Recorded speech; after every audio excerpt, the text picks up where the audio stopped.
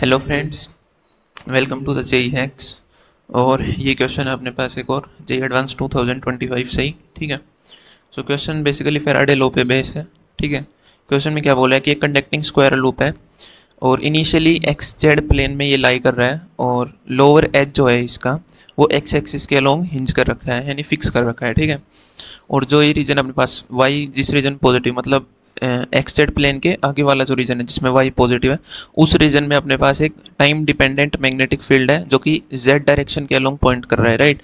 और उसका फंक्शन दिया हुआ है मैग्नेटिक फील्ड का, ठीक है, टाइम के साथ। और इसके अलावा हर पोजीशन पे मैग्नेटिक फील्ड जीरो है, मतलब वाई पॉजिटिव के लिए मैग्नेटिक फील्ड अपने पास।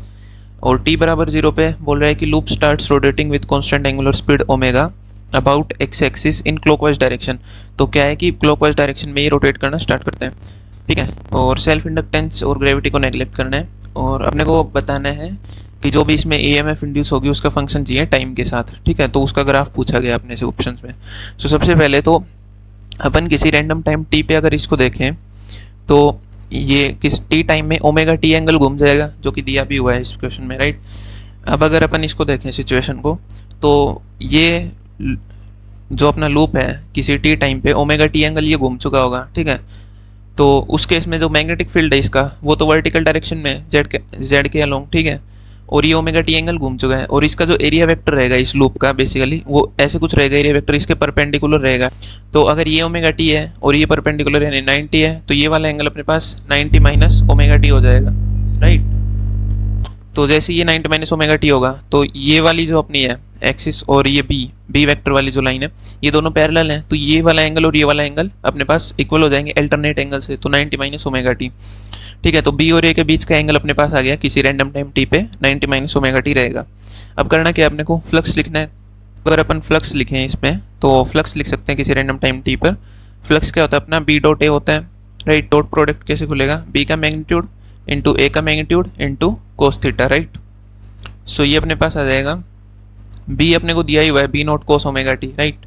सो B naught cos omega t. ठीक है। एरिया कितना हो जाएगा, लेट से इस जो लूप है इसकी साइड अपन मान लेते हैं कुछ, लेट से इसकी साइड है ए, ठीक है।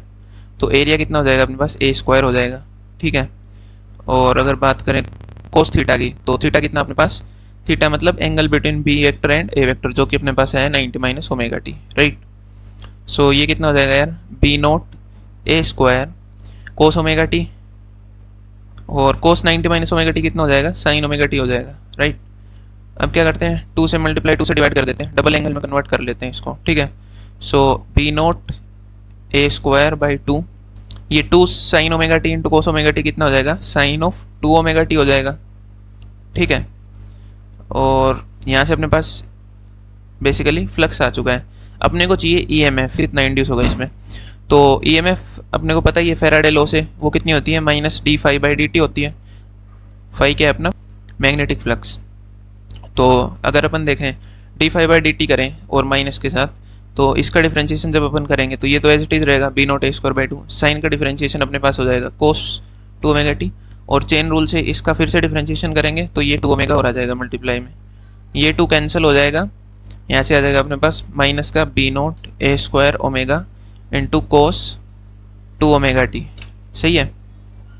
अगर तो ये अपने पास EMF इंड्यूस आ चुकी है, ठीक है, as a function of time. तो सबसे पहले तो इसमें अपने को इसका ग्राफ बनाना है, ठीक है। एक चीज़ तो अपने को दिख रही है कि कोस का फंक्शन है और नेगेटिव साइन के साथ है, राइट। तो बी ऑप्शन में और डी ऑप्शन में अगर अपन चेक करेंगे तो अपने को साइन का फंक्शन दिख रहा है, ये नेगेटिव ऑफ साइन का फंक्शन, राइट। तो बी और डी ऑप्शन तो अपने डायरेक्ट कैंसिल हो जाएंगे। रही बात ए और सी ऑप्शन की, तो इन दोनों में माइनस कोस का फंक्शन है बेसिकली। लेकिन अब यहाँ पे नोटिस करने वाली बात क्या है कि जो मैग्नेटिक फील्ड है ना वो y greater than equal to 0 के लिए दिया हुआ है, यानी कि ये लूप जब रोटेट करने लगेगा बेसिकली एक्स जेड प्लेन से, तो ये 90 डिग्री घूमेगा तो एक्स वाई प्लेन में आ जाएगा, फिर और 90 डिग्री घूमेगा तो एक्स जेड प्लेन का नीचे वाले पार्ट में आ जाएगा ये बेसिकली, ठीक है। तो यानी कि जब तक 180 डिग्री घूमा तब तक तो मैग्नेटिक फील्ड इस रीजन में तो है, लेकिन उसके बाद जो 180 डिग्री ये घूमेगा, जब इस साइड नेगेटिव वाई के अलोंग जब ये घूमेगा 180 डिग्री, उस केस में इसके पास कोई मैग्नेटिक फील्ड है नहीं तो कोई फ्लक्स होगा नहीं। तो यानी कि पाई से लेकर के 2 पाई एंगल जब इसने रोटेट किया उस केस में इसके पास कोई मैग्नेटिक फील्ड नहीं है, तो कोई फ्लक्स इंड्यूस नहीं होगा, तो कोई ईएमएफ भी इंड्यूस नहीं होगी। तो ए ऑप्शन में जैसा कि अपने को दिया हुआ है कि पाई बाई ओमेगा टाइम से लेकर के 2 पाई बाई ओमेगा टाइम तक बेसिकली अपने पास कोई भी ईएमएफ इंड्यूस नहीं होगी, तो ये जीरो हो जाएगा। तो इस तरीके से अपन देख के ए ऑप्शन अपना करेक्ट हो जाएगा, राइट। इतना ही था इसमें फैराडे लॉ का सवाल, था बेसिकली थोड़ा सा ऑब्जर्वेशन और बाकी डुएबल क्वेश्चन ही था यार, ठीक है। कोई भी डाउट हो तो कमेंट सेक्शन में लिख सकते हैं। Keep watching and thank you friends.